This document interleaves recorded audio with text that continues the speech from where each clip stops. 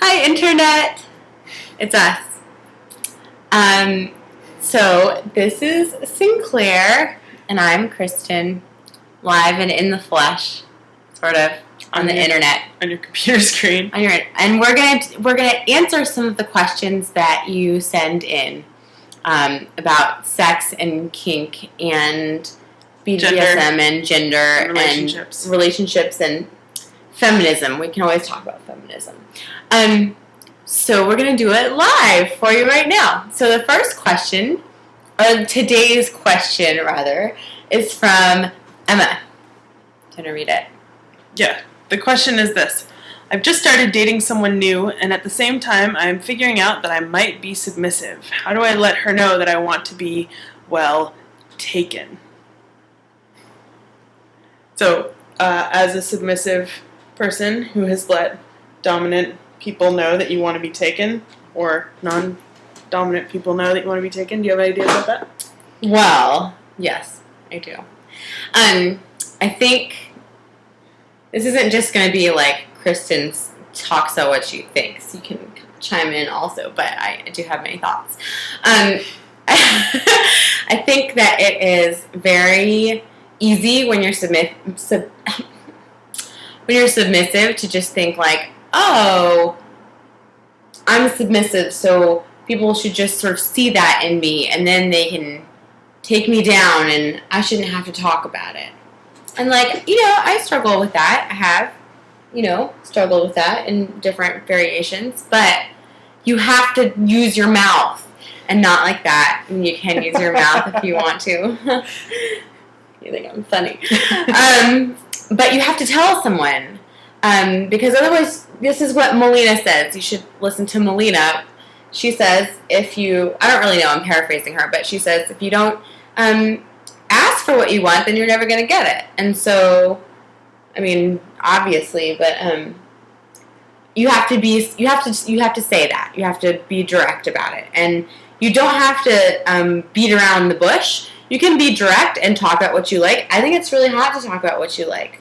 So yeah. What are you into? I think it's really hot to talk about what you like too, yeah. and I really value sex really highly in a relationship. So from the very beginning, I'm very frequently bringing up sex in early dates and testing out the waters and trying to figure out who likes to talk about sex in the same ways that I like to talk about sex, and if you don't quite have a relationship where you are talking about sex all the time and what you like and what you haven't done and what you want to do and what you might want to do tonight, which is kind of what our relationship is like. Oh, we do all the time? Pretty frequently. You might want to, ease into talking about sex more and ease into talking about what you like more. And if breaching the subject of a little bit of power play and a little bit of rough sex, a little bit of dominance or submission, a little bit of power and surrender hasn't really come up for you before, I think it can be really vulnerable to just bring that up out of the blue and just say, hey, by the way, I really like this, or I think I might like this, and I think I might like to do this with you. So one of the easiest ways to bring that up instead is to find some sort of other text to watch together. So go rent, Tristan Taormino's Rough Sex series, which is really amazing. It's a pornography, just for the record, and or find something on Hot Movies for Her, or find something on RedTube or wherever, and then show it to them later and say, hey, this is kind of, what do you think about this? Watch this thing with me. What do you think? And I think that you can kind of blame it on the other thing. You don't have to quite be as vulnerable yourself. And when they start kind of going, oh, that's kind of intriguing. Why did you show this to me? What do you think about it? Then you can kind of say, I think I might like to try that sometime. What do you think about trying something like that? Or that, yes. I think also another thing is if they do end up doing anything that is like a little bit dominant, you can compliment the hell out of them for it. You can be like, afterwards, because, afterwards it's fun to say what you liked, not what you didn't like, unless you're really, that's a different subject. It's good to, like, have your little aftercare, even if you're not doing anything crazy, and be like, I really liked when you did this. Oh my God, it was so hot when you did this. And, like, it's positive reinforcement. adjustment. You can be like, oh, when you put my hand behind my head when you were fucking me, that was amazing. I sort of do that automatically, like my hand just goes back there. But, yeah, like encouraging that by saying, hey, that was really hot. Telling them even what you really if liked. it's a small thing that they did that was like a little more dominant, like then they'll know you like that. Right, and I mean it's great if you can do it at the time too. Like, oh my god, you just moved your hand to my wrist. I really like that. Do it more. Do it again. Do it harder. Can you press me down? But it's really hard to. It's really hard. Fuck.